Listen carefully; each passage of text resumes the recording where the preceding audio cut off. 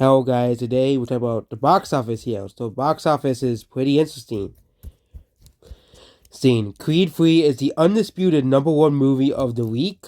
It has made $58 million worldwide. No, not worldwide, domestically. It has made $100 million worldwide. And this movie is doing way better than Creed 1 and 2. Okay. So we will see how well it does it on second weekend. Obviously, Creed has done pretty well, $58 million for this movie. This movie has outperformed these expectations for this movie. Yeah, this movie is overperforming the totals first movie and second movie made as well. So we can compare it to the other Creed movies as well. So yes, I said that one movie of the next month of movies is gonna flop. Creed 3 is not the movie, obviously, based off these results. And I think there's gonna be several movies that are gonna overperform and underperform. I think the guaranteed flop is Dungeons and Dragons. That's gonna flop. Okay, no one's gonna watch that movie. Okay. As well, we already know that the main character is going to be emasculated, so we already know that movie's gonna flop. Okay, just like the call Dungeons and Dragons, they keep trying to appease Twitter. Okay, this movie has made Creed, and first movie made $173 million. Okay, the first movie made $170 million as well.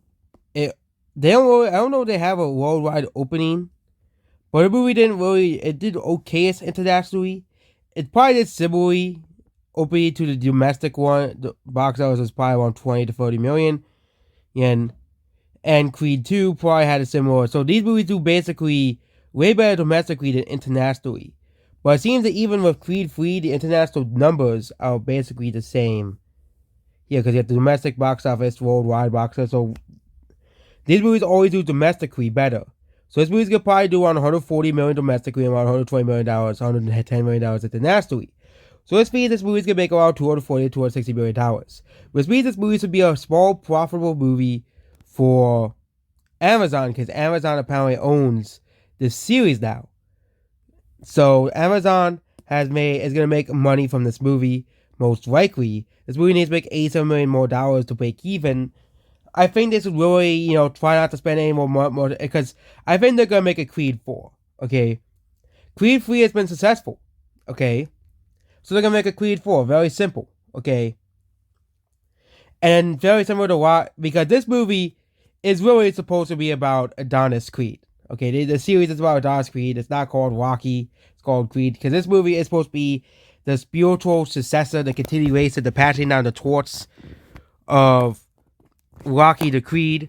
And the first two movies are supposed to establish that. And I think this is the first movie where they'll try to make it, well, they don't want to rely on Rocky. I think this has been a successful movie as well. So this movie has been successful at being a movie, at being successful. And it's done pretty well at the box office. And that is it about the Creed 3. Creed 3 has made a lot of money at the box office. It's going to make around way more money, definitely, over the coming weeks, despite the competition coming out with Creed, Scream, Shazam, John Wick, and Dungeons and Dragons and Mario. Okay, so it's gonna have to survive all of those movies, obviously. But I think the reason why Creed 3 has done so well is the failure of Ant-Man and the Wasp: Quantumania. Okay, this movie has become a failure. Okay, this movie, there's a list of box office flops. I think this movie's gonna join that list. Okay, I think Ant-Man and the Wasp: Quantumania is going to join that list. Okay, this is the one of the worst selling Marvel movies. Okay, and we're not including the pandemic movies either. Okay, like the Eternals, Black Widow, and Shang-Chi. Okay, but Ant-Man and the Wasp: Quantumania is a failure. It is a box office flop. This is the race for Ant-Man and the Wasp: Quantumania. This is abysmal. Okay. And we can compare it to the Ant-Man and the Wasp and Ant-Man as well. Okay. The movie is still doing better than Ant-Man and the Wasp. Okay. it is still doing better. It has still made more money than Ant-Man and the Wasp. Ant-Man and the Wasp is currently at 4 million. So this movie is actually now slowing down comparing to Ant-Man and the Wasp. Okay, but that's not really good for Ant-Man and the Wasp: Quantumania. Okay, because Ant-Man and the Wasp only made 142 million at the time, and that movie had extremely good ratings compared to Quantumania. Okay, as well. This movie had, especially when Shazam comes out, Scream comes out, Ant-Man's box office sales is going to get smaller, smaller, smaller. This movie is probably not going to break even. Okay, third weekend, this movie has only made $419 million. Pretty bad for a movie that costed $200 million to make.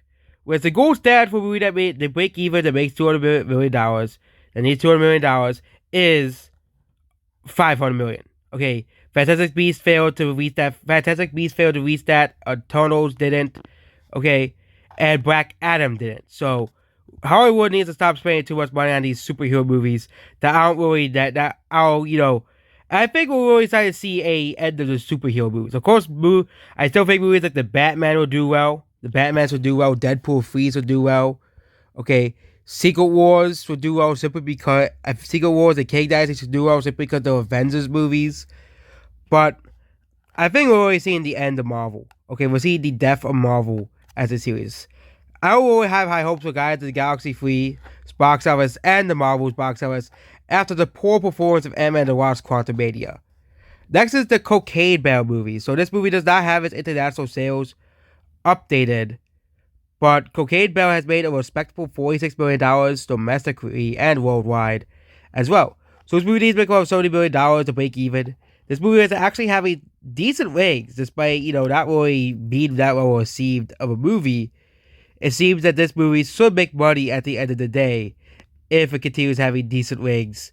It breaks like the $50 million mark, even the $60 million mark at the box office as well. Well, so this movie at the end of the day should make money.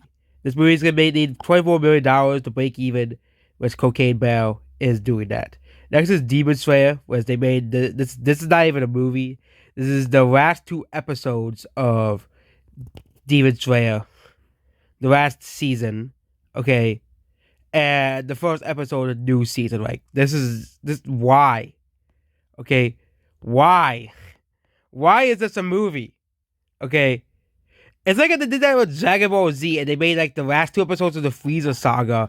Or you get the preview of the Android saga. You get the preview of the Android saga, but you only get the first episode where you fight Mecha Frieza and that's it. Okay. Where Trunks kills Mecha Frieza. This is a why. Okay. Why? Okay. Next is Jesus Revolution. This movie's gonna make money at the end of the day. This movie is supposed to drop 50%, but it dropped only 46%. And this movie is going to probably make money at the end of the day. It needs to make $7 million more, whereas I think probably even by next weekend, it will break even. So Jesus Revolution will probably make money. Avatar, this movie is slowing down massively at the box office, which means domestically it's not going to pass Top Gun. Because once more competition comes out for Avatar, this movie is going to be basically losing money. Unlike Top Gun, well, once more competition came out, Top Gun was still holding pretty well. Avatar was doing the opposite. Only reason Avatar had very good ratings was because there was no competition for this movie. Okay, and that's the simple fact of it. You got to hear Avatar is below domestically for Top Gun. So yes, worldwide, Avatar has defeated Top Gun because, of course, Avatar has a very huge foreign appeal, but domestically, Avatar will have lost the battle against Top Gun. Okay, this movie is doing way worse than Top Gun. It's actually doing slightly better than Puss in Boots: The Last Wish, which is pretty hilarious. That movie is out on Blu-ray and DVD, and this movie is still doing pretty well domestically at the box office. The fact that this movie is still doing pretty well shows you when you make a good movie, people are going to go see it. Okay, that is the end of the story about that. Puss in Boots: The Last Wish domestically has had extremely good ratings for a movie that only opened with $12 million at the box office. So yeah, Puss in Boots has made currently $127 million domestically. Okay, as well. So this movie has made a lot of money, despite it's supposed to be, only making 12 million as well. Okay, something that movies like Cocaine Bear Listic could do. Okay, but again, yeah. Next is Magic Mike Match Sets, box office failure. Next have updated it to 52 million. It was at like 50 million, but yeah, 52 million. This movie's a failure. Okay, this movie is a flop. Okay, there was nothing really else to say about Magic Mike's Last Dance. I don't know why they made another Magic Mike movie. Okay, why they made another Magic Mike movie? Because nobody is interested in the franchise anymore. Okay, Magic Mike and Magic Mike XXL were successful because they released so close to each other. And Magic Mike XXL didn't really do too well either. Okay, so this movie has a history of not really doing as well as the previous entries. Okay, each entry in the Magic Mike series has done half of the last movie. So Magic Mike's franchise being the last sense is really fitting because this movie has lost $70 million at the box office. And then we have 84 billion other movies that have dropped to here. Okay, but yeah, this is a pretty slow weekend at the box office despite Creed coming out as well. But yeah, not really much to talk about today. So that's basically this video. Goodbye.